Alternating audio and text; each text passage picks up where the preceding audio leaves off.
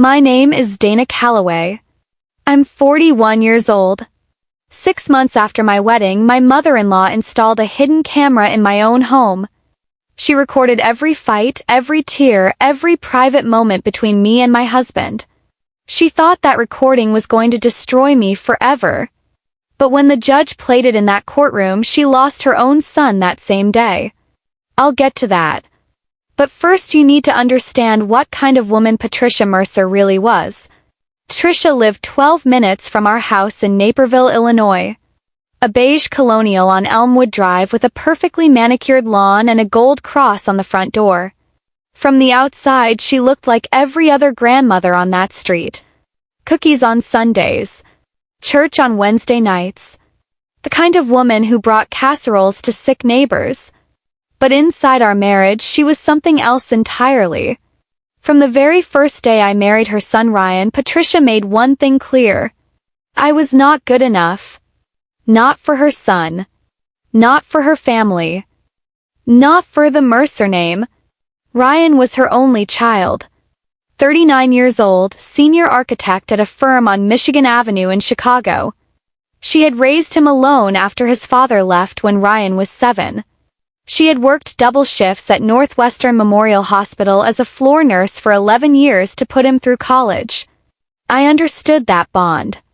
I respected it. What I did not respect was what she did with it. The first time I met Patricia was at a Sunday dinner at her house on Elmwood Drive.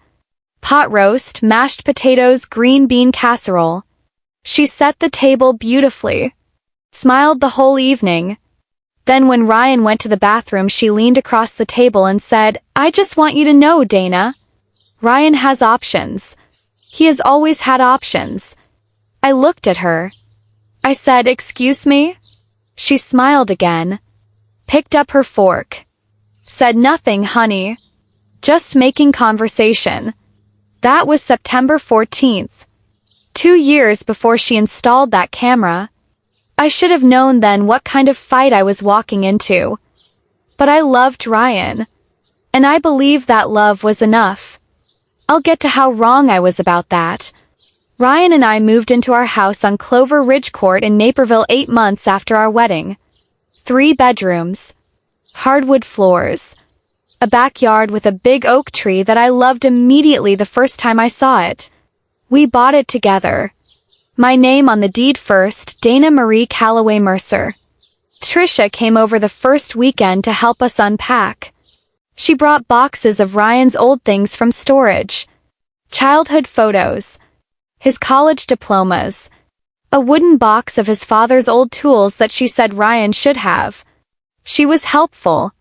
Cheerful. Carried boxes, organized the kitchen, hung curtains in the guest bedroom. I remember thinking maybe I was wrong about her. Maybe things would be different now that we had our own space. I was so naive.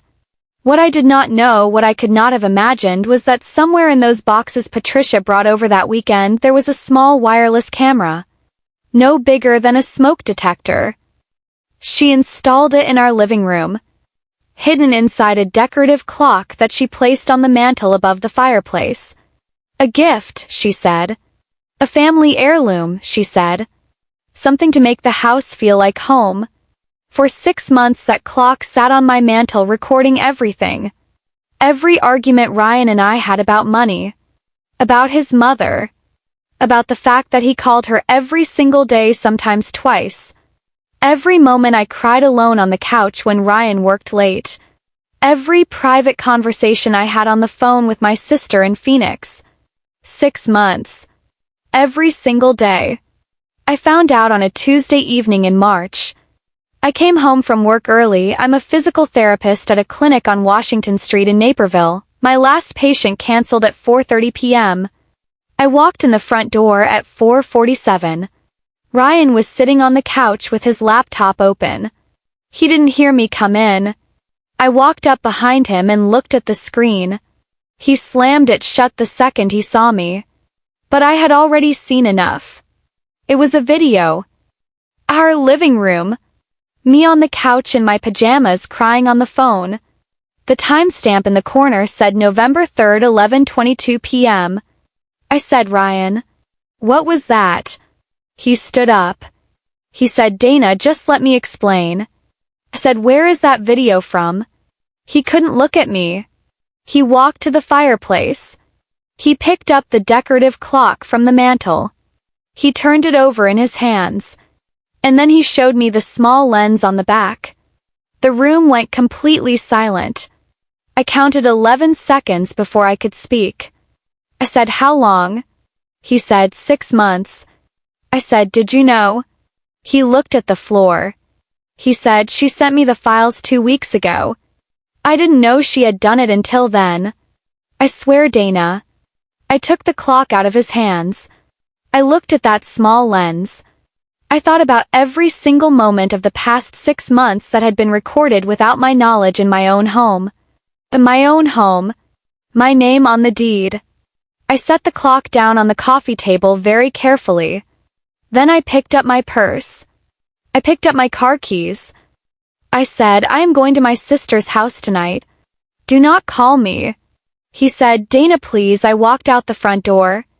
I sat in my car in the driveway for 4 minutes and 37 seconds before I could drive.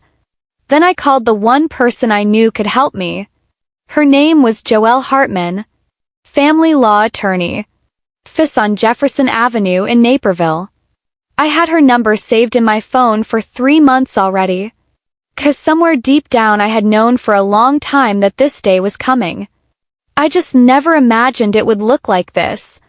Joelle picked up on the second ring. I said, Joelle. She recorded me in my own home for 6 months. I need to know what that means legally. There was a brief pause. Then she said, Dana, it means everything.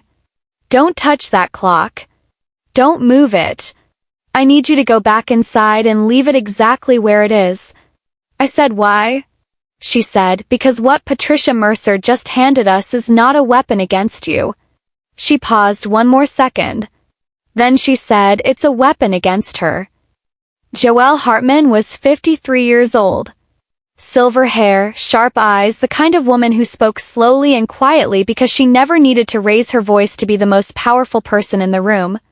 Her office on Jefferson Avenue had one framed quote on the wall behind her desk. It said, the truth doesn't need your help. It just needs a stage. I sat across from her the next morning with a cup of coffee I couldn't drink and hands I couldn't keep still. She slid a yellow legal pad across the desk and said, tell me everything. From the beginning. So I did. I talked for 41 minutes straight. Patricia at that first Sunday dinner telling me Ryan had options. Patricia calling Ryan every single day. Patricia showing up at our house unannounced 11 times in 6 months. I had counted, I had written the dates in my journal. Patricia telling Ryan in December that I was emotionally unstable. That I wasn't ready for children. That he had made a mistake. Joelle wrote everything down without interrupting once. When I finished, she set her pen down. She folded her hands. She said, Dana, in the state of Illinois, recording someone in their own home without consent is a Class 4 felony. That carries 1 to 3 years in prison and up to $25,000 in fines. I stared at her. She said, Patricia Mercer did not just invade your privacy. She committed a crime inside your home. I sat with that for a moment.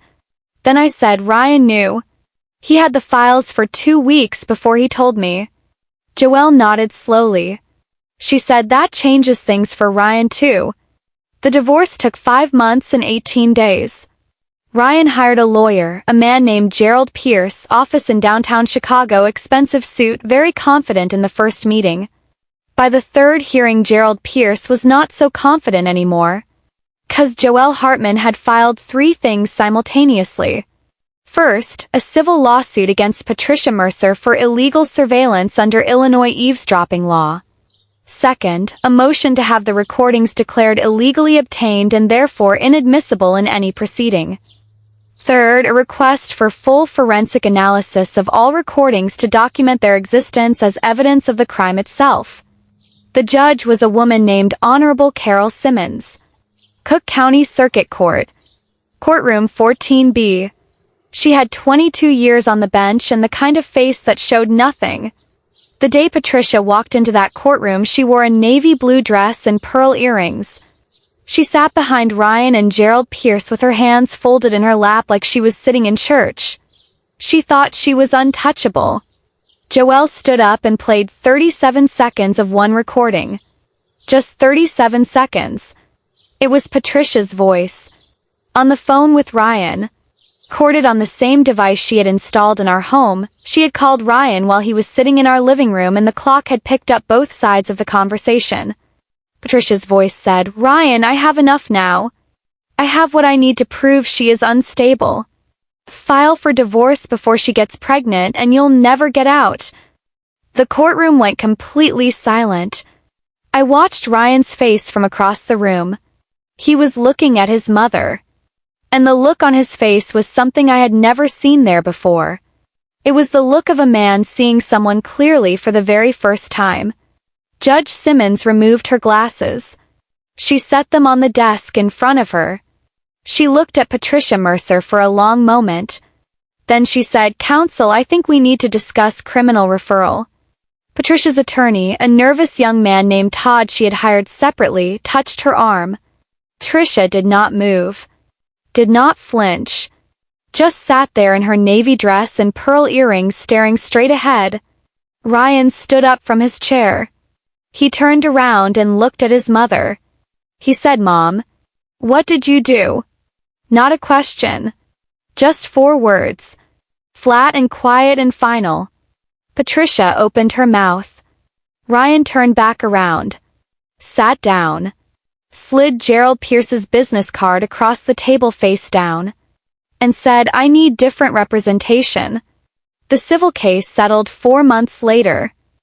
Patricia paid $47,000 in damages. She avoided criminal prosecution by the narrowest possible margin. Her attorney negotiated a consent agreement that included mandatory counseling and a formal no-contact order. A no-contact order. Patricia Mercer was legally prohibited from contacting her own son without his permission. I got the house on Clover Ridge Court. My name had been first on the deed anyway. I kept the oak tree in the backyard. I took the decorative clock to Joelle's office as a gift. She put it on her shelf, facing the wall. She said, a reminder that the truth always finds its stage. The last thing I heard about Ryan was from my sister in Phoenix, who had seen him at O'Hare Airport 8 months later. He was alone. No ring on his finger. Carrying one bag. He looked tired.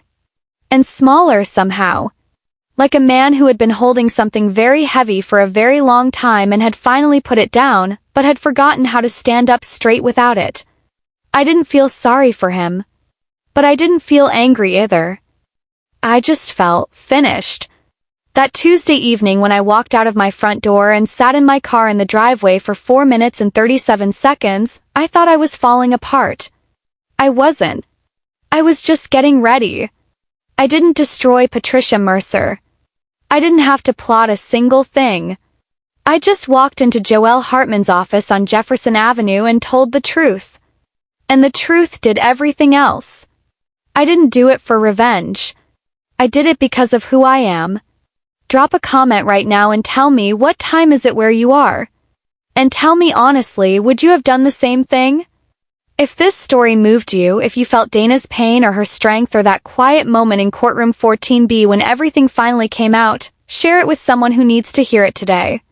Subscribe to Honor Unveiled. We'll see you in the next one.